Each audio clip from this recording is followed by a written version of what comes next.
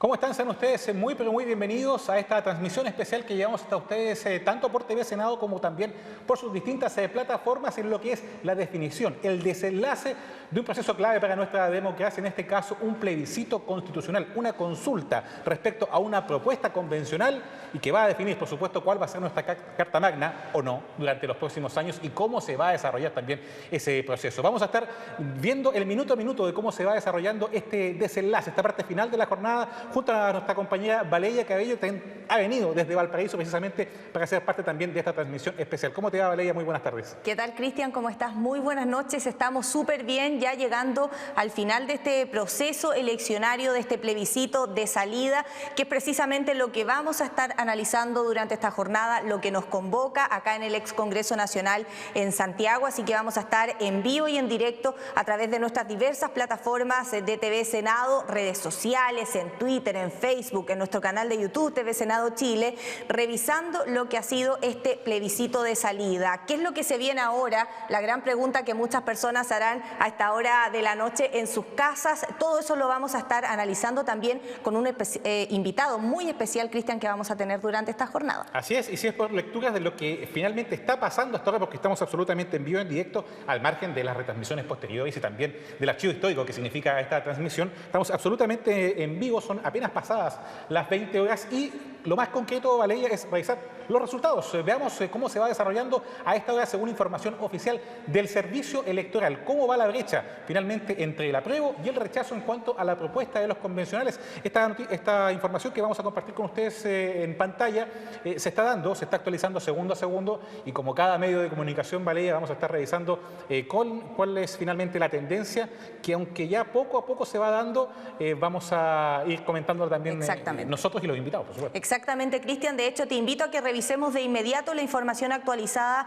que nos entrega a esta hora de la noche el Servicio Electoral CERVEL. Si nos puede ayudar nuestro señor director con la gráfica actualizada, que es precisamente lo que vamos a llevar a esta hora de la noche con ustedes, cuando ya se han escrutado el 72% de las mesas. Es clara la opción que va en la puntería, Cristian, también la diferencia. Ahí lo vemos, la opción del rechazo es la que va puntera durante esta jornada y eso también ha sido un tópico que se ha dado no solamente en la región metropolitana, sino que también en el resto de las regiones. De hecho, los primeros mesas, los resultados que fuimos conociendo fue precisamente en Punta Arenas, donde también ya podíamos ir viendo cuál era la tendencia y en la mayoría de las mesas ganaba también el rechazo en las primeras horas, luego de que se comenzaron a cerrar las primeras mesas. Sí, y a propósito de esta torta que estamos viendo ahí con esa gráfica respecto a la representación del rechazo y el apruebo,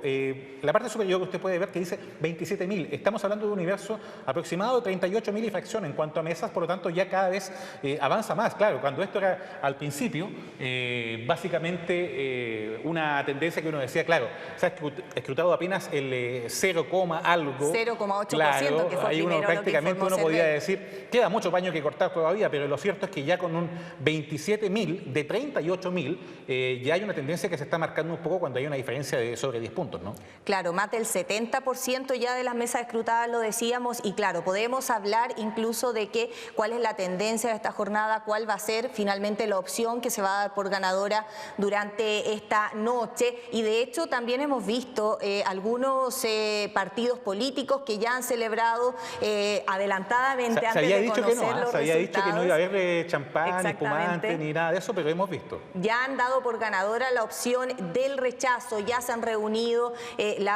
principalmente partidos de la oposición, quienes desde un principio manifestaron esa postura, Cristian. Temas que están en pleno desarrollo y también podemos ir viendo cómo se ha desarrollado esta jornada, ¿te parece, Valeria? Porque nuestros equipos también se han desplegado a propósito de estos matices, ¿no?, que genera el apruebo con el rechazo también en lo que pasó en Santiago y en Valparaíso, porque yo te comentaba que acá en Santiago hizo mucho calor, una jornada muy calurosa, 27 grados, sobre 30 si uno estaba, por ejemplo, al sol, y en cambio en Valparaíso, donde también tenemos imágenes más adelante, en Valparaíso estuvo más bien nublado, ¿no? Exacto, amaneció nublado y eso favoreció favoreció bastante la llegada temprana de los votantes a los diversos locales de votaciones. De hecho, Cristian, yo voto en Valparaíso, de hecho viajé durante esta jornada a la región metropolitana después de votar, por supuesto, y en el liceo donde me tocó votar, que es el Liceo La Igualdad, que está de hecho a los pies del Cerro Polanco, la fila era... superaba la cuadra, avanzaba rápido, pero el clima nos acompañaba, así que no fue ningún problema hacer la fila. Después el proceso al interior del local de votación fue bastante expedito y eso se replicó también en la mayoría de los locales de votación, al menos en la región de Valparaíso, también en otras regiones de nuestro país, pero claramente en la región metropolitana, donde hay muchos más habitantes, la espera fue mucho más larga. Hay una necesidad de sombra en la región metropolitana que hoy día quedó más patente que nunca a propósito también de la situación de los adultos mayores, que claro, tenían preferencia, además de otros grupos que necesitaban cierta asistencia para votar al momento de las filas. Esto lo pudimos palpar en el terreno, pero lo cierto es que ¿cuánto influyó esto finalmente en acudir a votar? Porque, claro, excusados, votantes excusados, digámoslo, hubo más de 50.000 hasta el momento, según lo que informa CERVEL, y también hay una situación en el norte con los mineros, hay situaciones que van a quedar muy a criterio y que van a ser revisadas posteriormente, porque hay gente que no necesariamente estaba a 199, 200 kilómetros, que es el margen que establece obviamente este tipo de procedimientos, pero también si necesitaba, por ejemplo, cuidar de alguien que no podía moverse, por ejemplo, o no era autovalente y que tenía algún tipo de afección incluso vital, lamentablemente no podía acudir a votar. ¿Qué pasa con muchas personas que también, por ejemplo, estaban hospitalizadas? También tiene que darse cuenta de aquello con posterioridad y no es que pueda ir a un recinto policial a informarlo. Todo aquello lo está viendo usted también en pantalla con lo que ha sido también el despliegue de esta jornada. Lo que está viendo usted hoy no es material de archivo, es material de esta jornada en cuanto en Santiago y también en Valparaíso, dos regiones a las cuales junto a Valeria pertenecemos y que no es casual además, puesto que distintos analistas sitúan a estas dos regiones como fundamentales para lo que va a ser finalmente el balance que ya está comenzando a darse, Valeria. Exacto, Cristian. Importante también resaltar que precisamente este plebiscito de salida es de voto obligatorio, por eso también se ha destacado la participación histórica de las personas, o sea, esto considerando desde que empezó a regir finalmente el voto voluntario, porque recordemos también que en el plebiscito de entrada votó más del 50% de las personas habilitadas para sufragar, pero ahora la cantidad total de votantes debiese ser mucho mayor que esa, considerando que el voto era obligatorio en este plebiscito de salida. Se habla de 12 millones, 12, 13 millones más o menos el margen, y por mesa, que eran 400 personas aprox, entre cada una de ellas, los votantes estaban por los 330, 350, por lo tanto también el margen de participación final debería ser 80-85% aprox. Imágenes que quizás tú identificas más, las que estamos viendo, Valeria, porque son de Valparaíso, distintos recintos de votación allá en esa zona, que además, mira, es una región, tú bien lo sabes, Valeria, que tiene alcaldes de una tendencia, que es el oficialismo, gobernador de aquella tendencia también, y que se hizo tristemente célebre también en las últimas semanas por un episodio puntual que dicen que puede tener también injerencia en lo que sea el resultado. Así que es una región que es fundamental y tú no sé si identificas algunos de los locales de votación que vemos ahí de lo que ocurrió esta mañana. Sí, bueno, la verdad es que los locales de votación son muy similares. Ahí vemos cómo se estaba realizando el interior de las salas, pero el proceso, Cristian, en Valparaíso, con la alta participación de personas, fue bastante expedito porque, como te decía, a pesar de que se veía bastante movimiento para ingresar a los locales de votación, finalmente al interior de los locales estaba todo bien organizado, no habían filas tan largas, las personas optaron en esta ocasión por votar temprano. Yo fui a eso de las 10:30, 11 de la mañana y había gran cantidad de personas. De hecho, la locomoción colectiva estaba como en un horario punta. Te voy a consultar, ¿cómo anduvo eso? Porque acá en el metro de Santiago, por ejemplo, uno pasaba al validador y efectivamente salía cero el costo en cuanto a locomoción. Incluso ahora, cuando me tocó venir al ex Congreso. En Valparaíso, que es un sistema de transporte diferente, ¿cómo se movió eso, al menos en el plan, en la zona del Gran Valparaíso? El metro de Valparaíso, gratuito, al igual que acá en Santiago, pero las micros, que son las que la mayoría de las personas utilizamos, quienes vivimos en los cerros para llegar a los locales de votación, esas no estaban estaban gratis, había que pagar, pero habían varias personas que salieron a votar bien temprano y que de hecho hicieron sus reclamos respectivos diciendo que había muy poca locomoción colectiva, así que yo creo que ese va a ser un punto que se va a tener que analizar también, Cristian, en una de las próximas elecciones, porque a pesar de que en esta elección lo que se hizo fue modificar el domicilio electoral de las personas para privilegiar la cercanía a sus hogares, en algunos casos eso no ocurrió, así que yo me imagino que esa también es una tarea pendiente por parte del Servicio Electoral. Porque en Santiago, como te decía, la evaluación ha sido bien positiva de eso, con el ministro del ramo, por supuesto, incluso circulando en metro, dando cuenta de aquello en redes sociales y recibiendo también, de alguna forma, el beneplácito de los pasajeros, porque están conformes y se nota diferencia con otros procesos, pero si tú me dices que en Valparaíso y en regiones también es muy probable que también no se haya dado esa misma situación, sobre todo en zonas que son más bien alejadas, es un tema que es para analizar. Actualicemos el cómputo, ¿te parece, Valeria? Vamos a ver lo que nos dice Cervel hasta ahora de la noche. Veamos lo que nos dice el Servicio Electoral. A esta hora, cuando son las 20 horas ya con 12 minutos al menos, en este programa especial del plebiscito de salida constituyente 2022. Ya subimos prácticamente ya pasamos la barrera de los 30.000 escrutados. Exacto. Llegamos a 34.000 mesas escrutadas de un total de 38.700 y ya estamos acercándonos al 90%. Se ve casi irreversible, podríamos decir esto. Tendría que haber una situación muy extraordinaria como para que esto se revierta por parte de la prueba. Claro, es una diferencia bastante amplia porque queda menos del 20% de las mesas por definir los resultados a esta hora de la noche, así que ya podríamos hablar de que la tendencia del rechazo ha ganado en esta elección de plebiscito de salida. 62% por el rechazo, claro, y apruebo el 38% de las preferencias. Ese es el resultado que nos entrega a esta hora de la noche el Servicio Electoral. Vamos a estar, por supuesto, Cristian, más adelante también revisando nuevamente la información actualizada del Servicio Electoral. Cristian, ¿y te parece que recordemos también por qué estamos acá en este salón el día de hoy? Porque no es al azar haberlo elegido para poder transmitir hasta ustedes lo que ha pasado en este día histórico. Agradecemos también la posibilidad de que se nos faciliten estas dependencias en un día domingo. En este lugar, de hecho, estábamos acá un 15 de noviembre del 2019, tipo 2 de la mañana aproximadamente. Yo diría más de 50 medios de comunicación, una cantidad no menor también de representantes de colectividades políticas y también alguien que yo creo que en ese momento no pensaba que iba a ser elegido posteriormente presidente de la República, que es Gabriel Boric.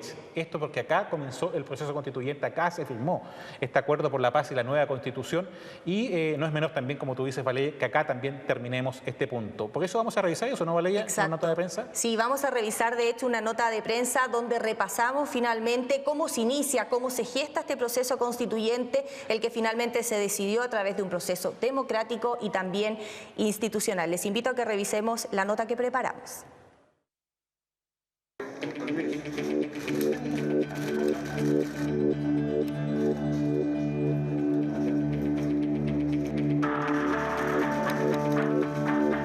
No era un día de trabajo legislativo, pero en el edificio del ex Congreso Nacional trabajaban a toda máquina. Todo esto bajo la atenta mirada de los medios de comunicación y de la ciudadanía que seguía el proceso desde sus hogares. El esperado anuncio se dio la madrugada del 15 de noviembre de 2019 por quien en ese entonces era el presidente del Senado, el senador Jaime Quintana. Esta es una victoria de todo el país. Y por lo tanto lo que hacemos acá es ponernos en la vanguardia de la construcción de un verdadero contrato social. En esta jornada que es histórica, donde ofrecemos por primera vez una constitución 100% democrática. Iniciar un proceso constituyente se fue el gran compromiso tras horas de acuerdos y negociaciones que asumieron esa noche las y los presidentes de 10 partidos políticos y el actual presidente de la República, Gabriel Boric, que en ese entonces era diputado. Encontramos y valoramos de manera enorme el esfuerzo que han hecho cada uno de los partidos de sentarse a conversar, a tratar de buscar los puntos de encuentro para poder generar una respuesta, no solo política, sino que, tal como dice el acuerdo que hemos firmado, de justicia social. Ha sido posible gracias a la movilización de millones de chilenos que claman por una sociedad con menores desigualdades, en que erradiquemos toda forma de abuso y con una mejor democracia. Acuerdo que se dio en el marco de una serie de movilizaciones sociales el 18 de octubre de 2019. Miles de personas salieron a las calles a manifestar su malestar social. Antes lo habían hecho los estudiantes en rechazo del alza del precio del pasaje del transporte público. El texto firmado ese día en el Congreso Nacional de Santiago sirvió de hoja de ruta para la Comisión Técnica Asesora, designada para elaborar propuestas de reformas constitucionales, que más tarde permitieron habilitar el proceso. El 6 de diciembre de 2019, la comisión, integrada por 14 abogados y abogadas constitucionalistas, entregó el texto titulado Propuesta de Reforma Constitucional, Acuerdo por la Paz y la Nueva Constitución, con los consensos alcanzados y normas necesarias para que el país iniciara el camino hacia una nueva Carta Fundamental. Hemos logrado un acuerdo amplio para impulsar la reforma constitucional tal como nos pidieron los presidentes de partido. Se trata, creo yo, de un acuerdo equilibrado, inteligente, bien hecho, que va a posibilitar iniciar un camino hacia un proceso constitucional. Es la movilización la que llevó a los partidos políticos a tomar esta decisión en el fondo del cambio constitucional. Si bien se había tratado antes, nunca había tenido tanta fuerza. Ha quedado certeza respecto del plebiscito ratificatorio o plebiscito de salida, que va a ser a través de voto obligatorio, ¿no? Y hemos establecido también las condiciones en que va a ser ese proceso electoral. El proceso continuó posteriormente en el Parlamento, donde fueron aprobadas las reformas constitucionales que permitieron habilitar el proceso constituyente, que comenzó con un plebiscito, elección en la que participó el 50,9% de las personas habilitadas para sufragar, siendo la elección más votada desde que se instauró el voto voluntario en el año 2012. El 25 de octubre de 2020, la ciudadanía aprobó por 78,27% la redacción de una nueva constitución a través de una convención constitucional. Claro, y ahí revisábamos, Cristian, lo que podríamos decir fue la primera etapa del inicio de este proceso constituyente. La primera piedra, ¿no? La primera piedra, claro, que se firmó acá en esta misma sala donde nosotros nos encontramos en estos momentos, que posteriormente trabajó una mesa técnica, se entregó una propuesta y se finalizó esa primera etapa con el plebiscito de entrada, donde la mayoría de los chilenos y chilenas estuvieron de acuerdo en que había que cambiar la constitución que nos rige actualmente. Y de hecho, para poder analizar esa etapa y también el resto del proceso constituyente que hemos vivido acá en nuestro país, presentamos de inmediato al invitado del día de hoy y le agradecemos también que nos haya acompañado, Guillermo Holzman, analista y asesor político, ingeniero en ejecución y también magíster en ciencia política de la Universidad de Chile. Él nos va a estar acompañando durante esta jornada. Y también agregar, por cierto, porque lo tenemos ya ahí en pantalla, que es un destacado profesor universitario y colega comunicador, porque también lidera, al menos desde hace 5 años, las cartas sobre la mesa. Lo hemos visto ahí en el medio independiente Infogate. Bueno, Mayo está ahí, símbolo también de ese medio, lo vemos constantemente en las pautas, así que también saludar a un colega. ¿Cómo está, Guillermo? ¿Qué tal, Cristian? ¿Qué tal? Gusto en saludarlos y bueno, muy contento de estar en televisión del Senado. En algún minuto tuve varios años también ahí, vamos haciendo justamente la entrevista a los senadores, así que es muy grato para mí poder estar con ustedes. Muchas gracias, Guillermo, por acompañarnos. Preguntarle si, de hecho, votó cerca de su casa, como era parte de lo que se está estipulando para el día de hoy. ¿Qué pudo percibir en primera persona, básicamente, este proceso? A ver, un proceso que fue ordenado definitivamente muy cívico, muy a lo que es la tradición chilena en términos electorales, a pesar de todos los escenarios que habían de riesgo en términos de que podía haber incidentes o situaciones que impidiesen un rápido conteo, etcétera. Finalmente fue todo muy civilizado, muy rápido, la organización del CERVEL, el rol de las Fuerzas Armadas en términos de poder justamente cuidar todos los recintos, las medidas de sanidad necesarias. La verdad es que la organización, yo diría que en todo el país destaca por lo positivo de este ejercicio cívico que ha sido muy convocante para la ciudadanía y por la relevancia que ustedes mismos destacaban al iniciar el programa. Claro, Guillermo, y precisamente ¿cómo ha visto usted la participación? Porque durante toda la jornada hemos visto también en los diversos medios de comunicación que se ha destacado esta participación histórica, pero no hay que olvidar que eso también se da porque precisamente este plebiscito de salida tiene un carácter de voto obligatorio, pero sin embargo la participación también ha sido alta si lo comparamos con años anteriores, por ejemplo, al año 2012. A ver, yo creo que lo primero que podemos decir es que la participación más alta sí tiene que ver con que el voto sea obligatorio, sin lugar a dudas.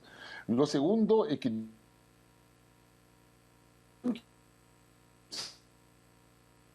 Estamos conversando con Osman, analista internacional, profesor destacado, académico, respecto a lo que son los resultados y la lectura que hace de este proceso básicamente definitorio del proceso constituyente, y nos estaba dando precisamente el testimonio de cómo se ha desarrollado esta jornada y lo que pudo ver como un votante más también en cuanto a aquello.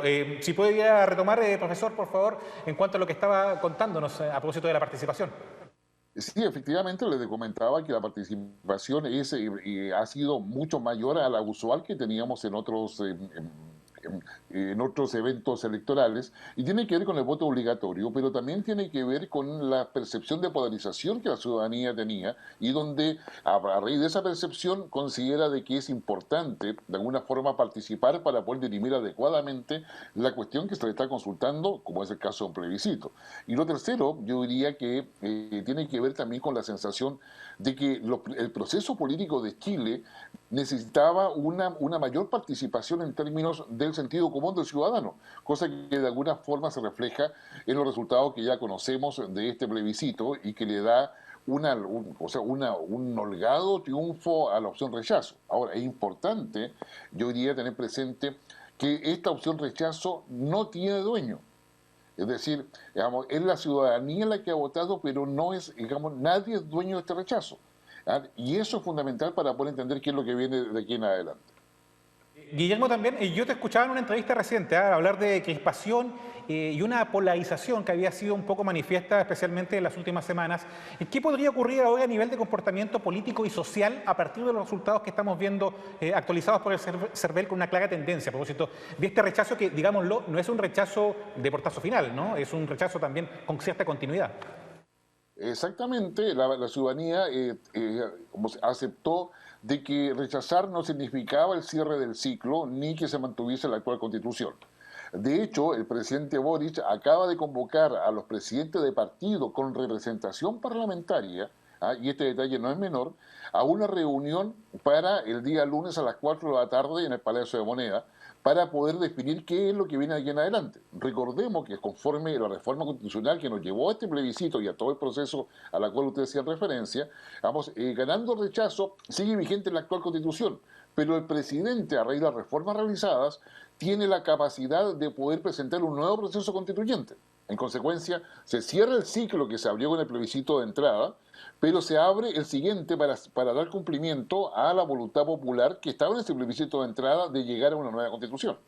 Así es, Guillermo, porque precisamente quedó de manifiesto con el plebiscito de entrada que la ciudadanía estuvo de acuerdo en que es necesario hacer modificaciones sustanciales a la Constitución, de hecho hacer un cambio de frente a lo que se quiere para nuestro país de ahora en adelante, y precisamente también eso, Guillermo, ha ido acompañado de reformas que se han hecho, por ejemplo, para modificar la actual Constitución, reformas en el sentido de disminuir los quórum para que esto incluso pueda ser posible durante el último tiempo. No te puedo dejar de preguntar, Guillermo, tú lo decías respecto a la participación, que la ciudadanía ha asistido a votar también por lo importante de este proceso, y considerando eso también y los procesos que se vienen de ahora en adelante para nuestro país, ¿tú consideras que es necesario que se vuelva a instaurar el voto obligatorio en Chile? En lo personal, y viendo la experiencia comparada, yo creo que no es necesario el voto obligatorio. Pareció una medida coherente con la relevancia de lo que se iba a discutir en un proceso constituyente. Pero para las elecciones normales me parece a mí que no es necesario. ¿Por qué? Básicamente porque es una responsabilidad ciudadana concurrir a votar. Es una responsabilidad ciudadana y un ejercicio de la libertad política que cada uno, y el derecho político que cada uno de nosotros tiene de concurrir a votar. yo creo que los sucesos que han pasado en Chile desde el año 2019 hasta la fecha dan cuenta de la importancia que eso tiene, y probablemente este plebiscito, con el nivel de participación que ha tenido, va a ir a la misma línea. Pero es responsabilidad del Estado, de los ciudadanos en general, motivar la participación ciudadana. Y creo que en el siglo XXI no estamos en condiciones de estar obligando a alguien, salvo que estemos en un régimen autoritario, o como donde el control social te obliga a ir a votar, porque de lo contrario pierde el beneficio que el Estado te da. Entonces yo creo que en términos democráticos deberíamos aprovechar esto para reforzar el compromiso ciudadano con la democracia, y la democracia funciona, digamos, por el voto. En consecuencia, todo lo que hemos visto hacia atrás, probablemente con participaciones del 50%, las mayores del 60%, incluso menores del 50%, nos deben hacer recapacitar de que, digamos, no es responsabilidad de quienes han estado antes o han sido electos. Hay mucha responsabilidad de todos aquellos que no han concluido a votar para manifestar sus opciones y haber equilibrado justamente la distribución del poder en el país. Estamos hablando con Guillermo Holzmann, destacado analista nacional e internacional, consultor también, además de académico y, por cierto, comunicador. Vamos a seguir hablando con Guillermo dentro de un instante. Vamos a hacer un breve alto porque tenemos algo también que revisar, que es una suerte de síntesis, ¿no?, de lo que fue el trabajo de la Convención Constituyente, cómo se fue gestando esta generación de propuestas que ha sido puesta en votación el día de hoy y que está mostrando al menos una tendencia a favor del rechazo. ¿Cómo se gestó precisamente este proceso de parte de los convencionales? Lo revisamos en la siguiente nota de prensa. Inédito como todo el proceso. Así también fue la elección en la que se escogieron a los 155 convencionales constituyentes, ya que esta se realizó en 2 días, el 15 y 16 de mayo de 2021. El Congreso Nacional en Santiago fue la sede de la convención y de su primera sesión, que tuvo lugar el 4 de julio del mismo año. Allí se escogió a Elisa Loncón, profesora y académica de la Universidad de Santiago y doctora en Humanidades y Lingüística, para presidir el órgano constituyente en su primera etapa. Nos ha tocado un momento histórico de poder refundar este Chile. Sabemos que venimos de una historia de negación, sobre todo de negación de las naciones originarias, de negación de muchos derechos del pueblo de Chile. La representante del pueblo mapuche estuvo secundada por Jaime Baza, abogado del Distrito 7 y doctor en Derecho de la Universidad de Barcelona. Pese al mandato legal, el gobierno, que en ese entonces encabezaba Sebastián Piñera, no proveyó lo básico para el funcionamiento de la convención. Aquí el Senado jugó un rol clave republicano al colaborar con asesoría técnica, personal y dependencias de la convención, lo que permitió que iniciara su trabajo. Ese respaldo administrativo necesario para que una corporación del Estado funcione no existía. Y lo hemos levantado prácticamente en 24 horas, gracias al trabajo, nuevamente, de compromiso republicano de los funcionarios y funcionarias de carrera del Congreso, de la Cámara y del Senado. Tras superar la etapa de instalación, vinieron los acuerdos políticos para ampliar la mesa y dar cabida en vicepresidencias a todos los sectores, que tuvieron una variopinta participación entre los 155 convencionales. El 21 de julio comenzó a redactarse el reglamento, vital para el funcionamiento de la instancia, que luego el 18 de octubre inició el proceso de debate constitucional con la conformación de las comisiones permanentes. El proceso estuvo marcado por la participación de la ciudadanía, que además de presentarse en audiencias, pudo proponer iniciativas de norma. 78 de ellas fueron analizadas por la convención. Sesiones plenarias en regiones, consultas a pueblos indígenas, encuentros autoconvocados, cabildos comunales y una serie de encuentros constituyentes sobre las normas en debate fueron el sello de un proceso que no se quedó solo con la garantía de ser un órgano electo por la ciudadanía, con paridad, participación de los pueblos originarios y candidatos independientes. El 16 de mayo pasado, la convención entregó el borrador de la nueva constitución y al día siguiente comenzó a funcionar la Comisión de Armonización, que afinó el texto, que fue presentado al Pleno el 13 de junio. Luego, el 4 de julio, se realizó la ceremonia de entrega de la propuesta de una nueva constitución. Que acogimos este mandato de soñar con un país más justo para todas y todos. Por ello, me siento honrada de presidir este momento histórico, depositario de un antiguo anhelo de transformación que evocamos cada vez que imaginamos nuestra patria más inclusiva, solidaria, democrática, respetuosa de sus derechos y libre de atropellos. Ya el 5 de julio, la convención que redactó la primera propuesta democrática de una nueva constitución para Chile culminó su trabajo. Y ahí revisábamos entonces lo que fue, Cristian, el trabajo de la Convención Constitucional, que de hecho sesionó acá en el ex Congreso Nacional en Santiago. Fueron acá donde se decidieron cada una de las normas que fueron incluidas en la propuesta de nueva Constitución que fue entregada, recordemos, al presidente de la República, Gabriel Boric. Y retomamos también el contacto para continuar precisamente hablando sobre este tema, sobre el análisis del día, con quien nos ha acompañado en este especial de TV Senado, especial de plebiscito de salida, Guillermo Holzman, destacado analista político nacional e internacional. Guillermo, te pregunto de inmediato, ¿cuál es tu opinión respecto a la propuesta que fue sometida durante esta jornada a plebiscito? ¿Cuáles serían los puntos fuertes de esta propuesta de nueva constitución y cuáles serían también los puntos débiles? Puntos fuertes, te pregunto también, considerando que quizás esos también se podrían tener en cuenta en el caso de iniciar un nuevo proceso constitucional. O sea, con todo lo que sabemos, va a haber un nuevo proceso constitucional. Vamos a ver la manera en que se va a estructurar y se va a establecer, pero sin lugar a dudas eso va a suceder. A ver, yo creo que la Convención Constituyente, más allá de la forma en que abordó muchos temas o la mirada radical que respecto a varios de ellos como colocaron en la mesa, logró establecer varios temas que son de relevancia y que van a quedar como base para la discusión constituyente que se va a iniciar o va a invitar el presidente a que se inicie. Entre ellos está la idea del reconocimiento de los pueblos originarios y probablemente eso va a estar asociado a multiculturalidad y no a plurinacionalidad. Lo segundo es que la paridad de género, o sea, toda la idea, el eje feminista, la paridad de género, todo lo que es la integración y el reconocimiento de la diversidad, en todas sus dimensiones, la idea de un Estado mucho más fuerte, pero mucho más fuerte también en conjunto con un mercado o con un mundo privado que también debe estar presente y que no es mencionado en la propuesta constitucional.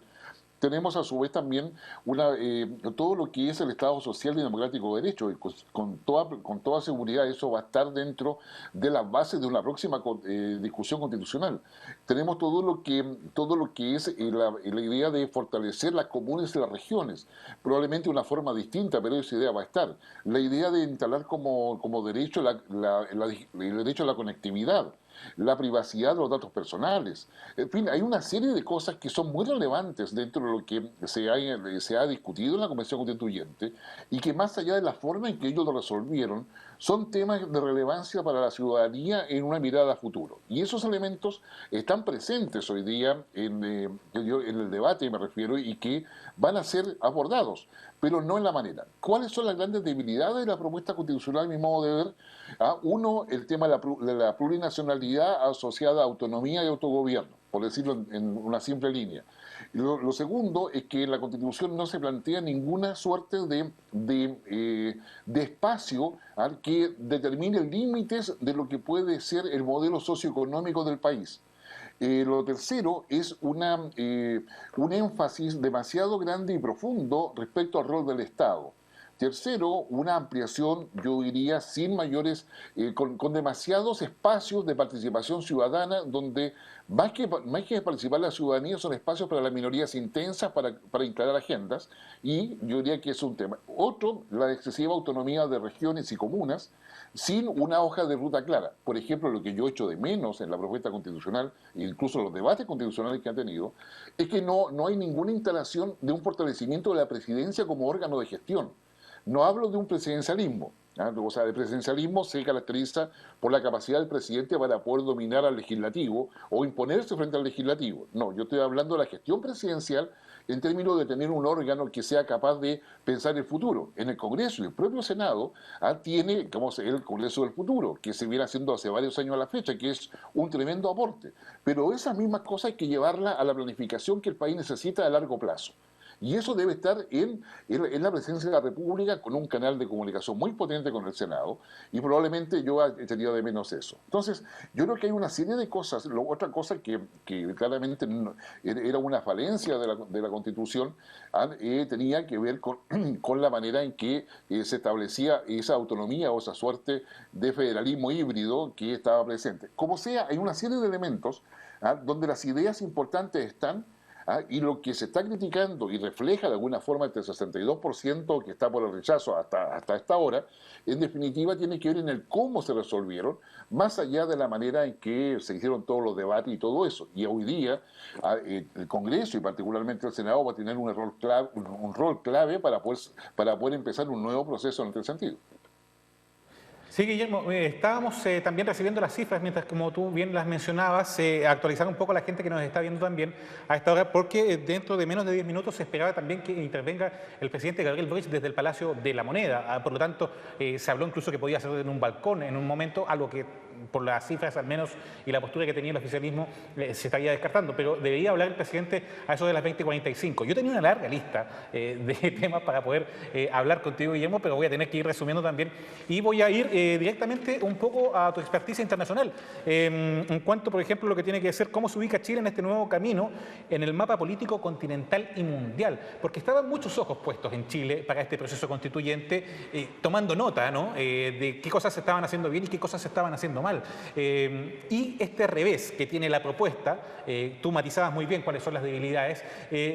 Por supuesto que, por una parte, nos permite sacar lecciones, ¿no? Me gustaría conocer cuáles son las lecciones democráticas que saca Chile como república democrática de este proceso, qué lecciones, y también esta mirada internacional. ¿Cómo crees tú, con el conocimiento que tienes del mapa más bien mundial, cómo crees que nos están mirando respecto a lo que fue el fracaso de esta primera propuesta? A ver, yo creo que la primera conclusión que uno saca es que para poder, digamos, generar cambio y transformación en un país, tú requieres y necesitas los partidos políticos. El mayor error fue que los partidos políticos no estuviesen representados en la Convención Constituyente. Y ahí se produce un desfase y una falta de sintonía y una incomunicación entre el país que estaba mirando lo convencional y constituyente con lo que estaba pasando realmente en el país, tanto en el Congreso, con los partidos políticos y el propio gobierno. Incluso eso, desde el punto de vista del análisis, le juega en contra al propio presidente. Un presidente que llega, se impone, que fue parte del acuerdo para la paz social y una constitución el 15 de noviembre del año 2019, como ustedes bien mencionaban, y que se encuentra con que no tiene control sobre esos movimientos y organizaciones políticas que están en la Convención Constituyente. Entonces, la primera lección, los partidos políticos son fundamentales. Gusten o no gusten, tendrán que ellos, digamos, dar el ancho para que vuelvan a ser creíbles y poder tener la confianza de la ciudadanía. Pero eso no es problema ni de ustedes ni mío, es problema de los partidos políticos y los líderes, que no solamente deben tener generosidad, sino que también la actitud. Lo segundo es que desde Chile, digamos, se visualiza, del extranjero, Chile se visualiza como un referente y se sigue hablando de un referente. El presidente Boric en el extranjero es considerado un socialdemócrata progresista, por colocarlo de alguna manera. Es decir, una persona que tiene un claro compromiso con el desarrollo de toda la sociedad, un claro compromiso con el respeto a los derechos humanos, un claro compromiso con la necesidad de ver el futuro y hacer transformaciones que nos cooperen a enfrentar ese futuro. ¿Ya? Y eso se valora mucho en el extranjero. Claro, muchos lo ven como una suerte de alianzas ideológicas con España, con Francia, etcétera, pero más allá de eso, esos países están viendo si acaso esta propuesta que tiene el presidente Boric es realmente viable o no. Y acá ha quedado en evidencia que la propuesta de Boric sigue siendo viable en el discurso que él tiene, pero no aparece viable con quienes lo acompañan. Y eso va a generar, yo diría, una perspectiva donde la figura del presidente Boric va a seguir siendo respetada y mirada con mucha atención en el extranjero, pero que van ahora a colocar la mirada en cómo supera este conflicto y este revés que le ha dado este plebiscito, y donde él tiene además la capacidad de poder seguir avanzando en él. Acá, como el rechazo no tiene dueño, el presidente Boric va a tener toda la posibilidad de todos los apoyos necesarios para seguir adelante.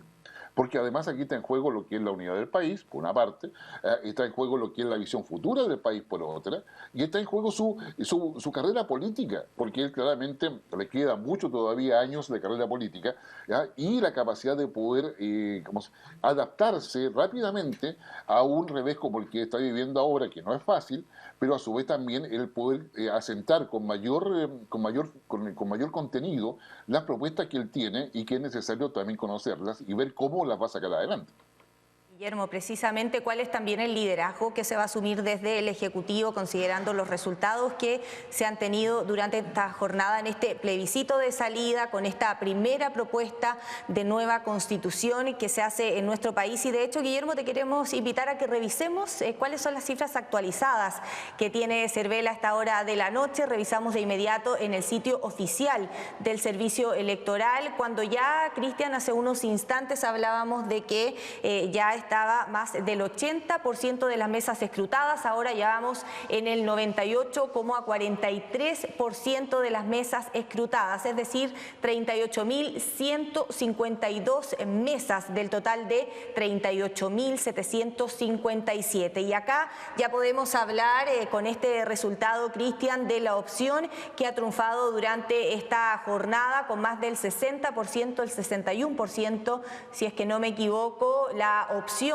que ha triunfado. 61-90. Esa es. No veo muy bien desde acá, Cristian, así que tú me ayudas con la mejor vista. Y Guillermo va a estar de acuerdo, hay que hacer una mención al trabajo del Servicio Electoral. Una vez más, cuando son recién las 20:43, un proceso que fue largo, la firma de votos, lo decían los propios integrantes de las mesas, fue un proceso que fue más largo del habitual, dada el flujo, más de 12 millones de votantes, y el CERVEL nuevamente ha dado muestras de una excelencia en cuanto a su trabajo, pese a un desafío como el que incluía este plebiscito constituyente.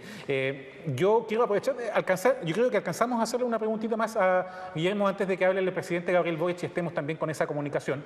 Guillermo, yo no puedo dejar de mencionar, se ha hablado mucho, por ejemplo, de qué pasaba si esto se definía a favor del apruebo, que iba a haber una ansiedad de cuántos años se demoraba en finalmente decantar a nivel ciudadano, en que se repercutiera en leyes prácticas esto y que llegara a la ciudadanía un cambio constitucional. Y ahora que esto va a partir quizás no de cero, pero va a retroceder un poco el proceso para reconvertirse. ¿Cómo esto puede afectar un poco, primero, la ansiedad de la gente?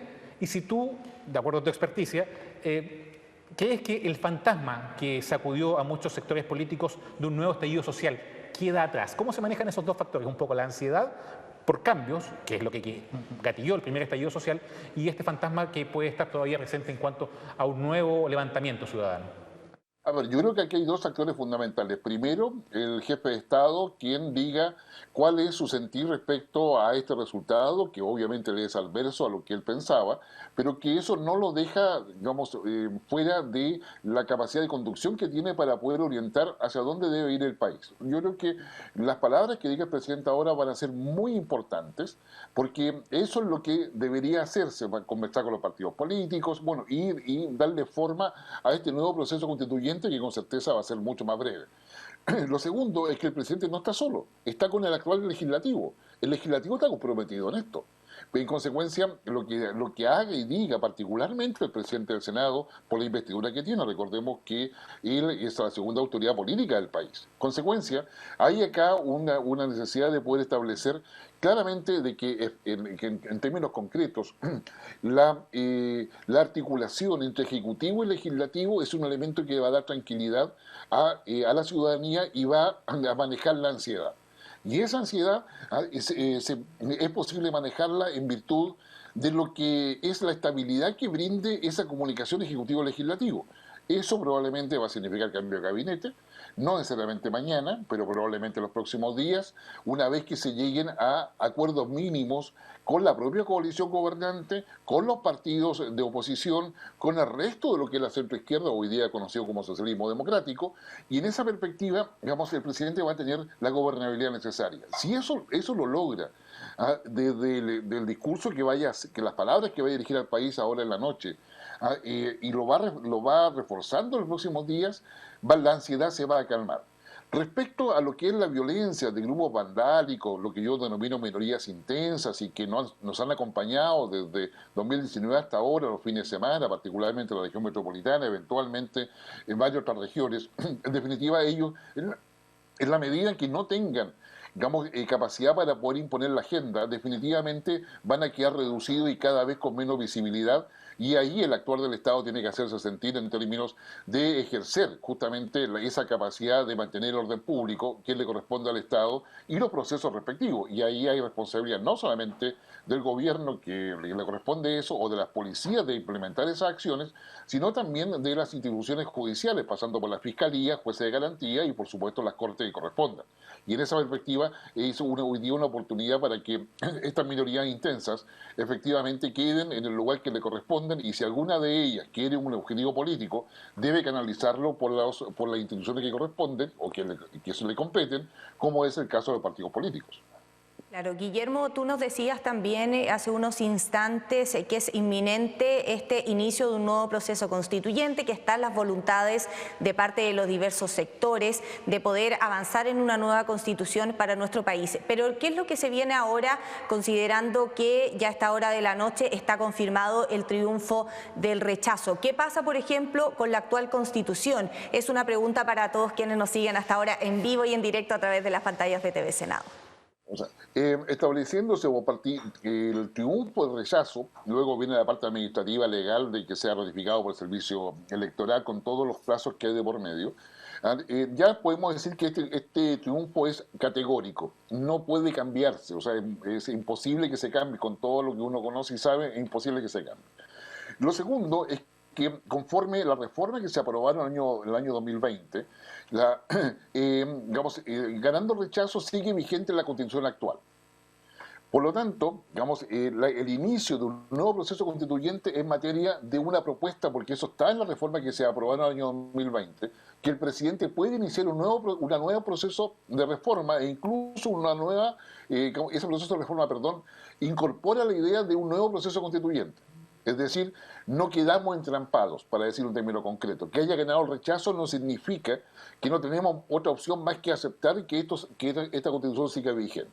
Para eso, y dado los escenarios que se vieron semana antes o meses antes... Guillermo, ¿me escuchas? Sí, te vamos a interrumpir unos momentos porque ha comenzado de hecho a hablar el presidente de la República, Gabriel Boric. Recordemos que estábamos a la espera de sus palabras. Tomamos contacto de inmediato con el Palacio de la Moneda. Escuchémoslo y comentemos. La democracia chilena sale más robusta. Así lo ha visto y reconocido el mundo entero. Un país que en sus momentos más difíciles opta por el diálogo y los acuerdos para superar sus fracturas y dolores. Y de esto, compatriotas, debemos estar profundamente orgullosos. Por eso, también quiero hacer un reconocimiento a todos y todas quienes han participado en este largo camino de décadas. Estoy seguro que el esfuerzo realizado no será en vano, pues así es como mejor avanzan los países, aprendiendo de su experiencia y, cuando es necesario, volviendo sobre sus huellas para buscar nuevas rutas. El segundo mensaje del pueblo chileno es que no quedó satisfecho con la propuesta de constitución que la Convención le presentó a Chile y, por ende, ha decidido rechazarla de manera clara en las urnas. Esta decisión de los chilenos y chilenas exige a nuestras instituciones y actores políticos que trabajemos con más empeño, con más diálogo, con más respeto y cariño, hasta arribar a una propuesta que nos interprete a todos.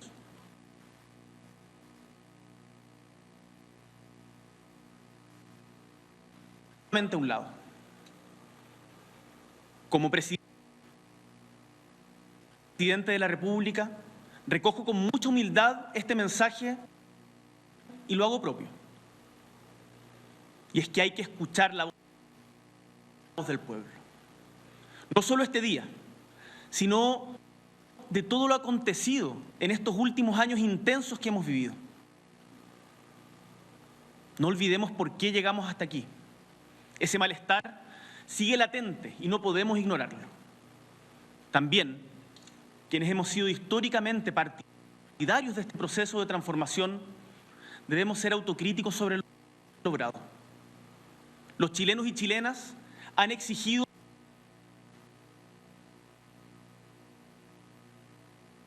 un nuevo itinerario constituyente que nos entregue un texto que, recogiendo los aprendizajes del proceso, logre interpretar a una amplia mayoría ciudadana. Y sé que en eso todos y todas nos van a acompañar. Primera hora. Me reuniré con este fin con los presidentes de ambas cámaras y con otras autoridades de la República para avanzar lo más rápidamente en esta dirección. Y durante la próxima semana llevaremos adelante una ronda de conversaciones para recoger las propuestas de los distintos sectores que se han comprometido ante el país con establecer un nuevo proceso constituyente. Con varios de ellos ya hemos conversado y más allá de las legítimas diferencias sé que prevalece la voluntad de diálogo y encuentro. No podemos dejar pasar el tiempo ni enfrascarnos en polémicas interminables.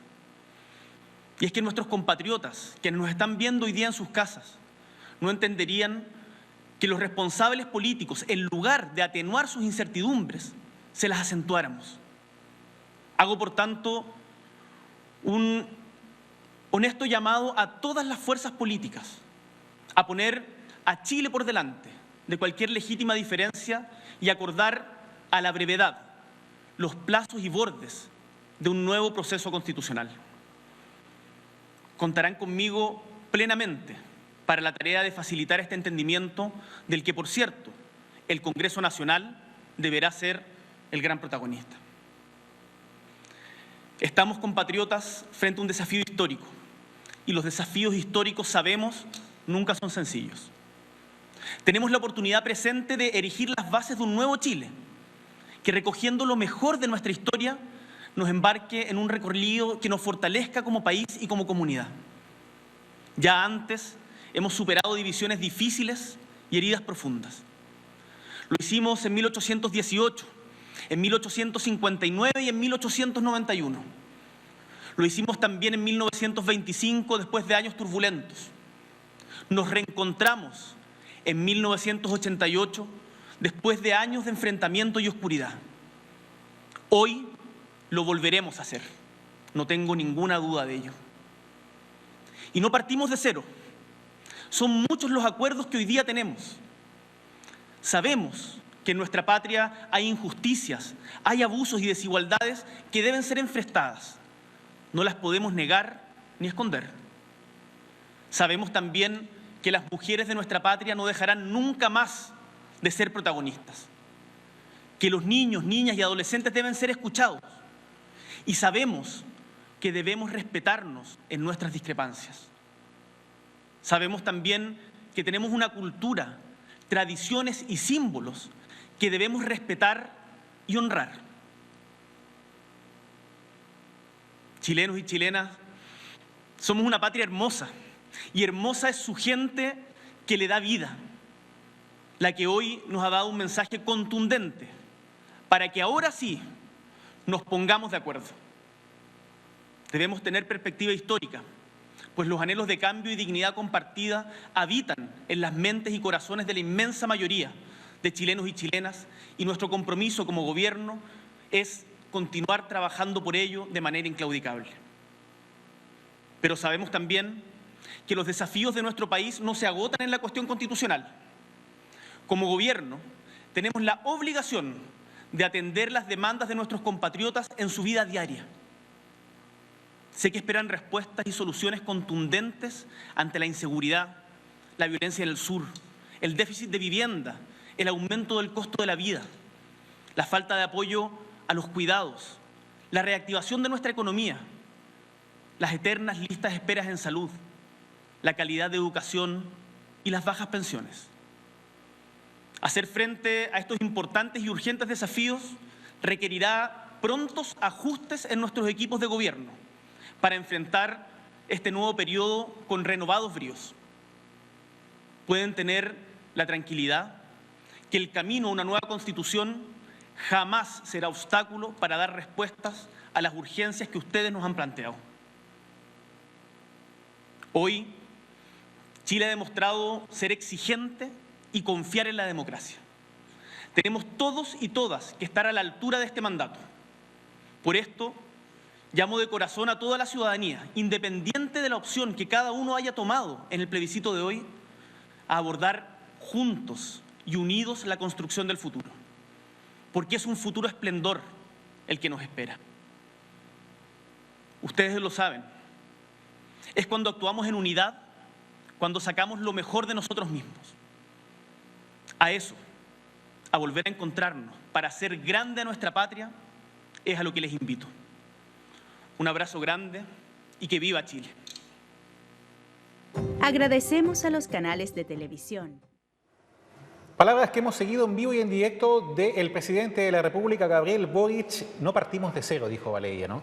Exacto, es decir que va a servir como una hoja de ruta esta propuesta de nueva constitución para el proceso que se va a iniciar de ahora en adelante. Con estas palabras, el presidente de la República confirma la voluntad de poder avanzar en una propuesta de nueva constitución, considerando también, lo decía, las diversas propuestas de los diversos sectores. Eso me imagino también para poder tener un resultado favorable en el caso de una nueva votación de un plebiscito ratificatorio. Una carta que nos representa a todos, quizás lo que fue, de hecho, el principio de este proceso y que estábamos comentando también con Guillermo Holzmann. Guillermo, profesor, ya estamos cerrando básicamente esta transmisión, pero queremos también un pronunciamiento, algunos conceptos breves antes del cierre respecto a lo que acabamos de escuchar, que es las palabras del presidente Gabriel Boric en cuanto a lo que es cerrar un poco el círculo de esta jornada histórica de domingo 4 de septiembre. Lo más importante es que hay un reconocimiento del presidente de que el resultado es categórico. Lo segundo es que institucionaliza completamente el camino de aquí en adelante.